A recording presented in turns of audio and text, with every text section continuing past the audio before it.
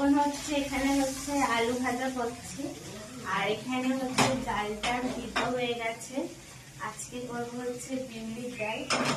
আর এইদিকে হচ্ছে তেলটাকে কেটে দিলাম, এই কতটা ভাত উপর হয়ে গেছে।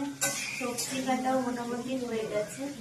আজকে সবজি বলতে আর এখানে ফুলকপি ভিজিয়ে রেখেছি, আর এইদিকে টমেটো, আদা ধোকা করবো বলে ধোকায় হচ্ছে আলু লম্বা লম্বা করে কেটে নিয়েছি, আর এইদিকে হচ্ছে ফুলকপি আলু ডুমডুম করে কেটে নিয়েছি।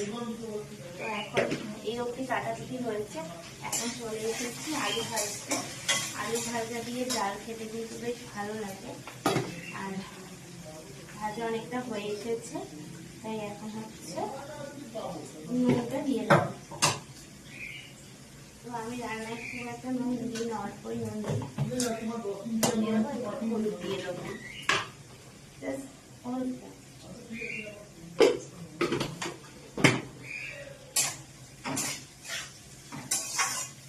তো রান্না টান্না করি তো।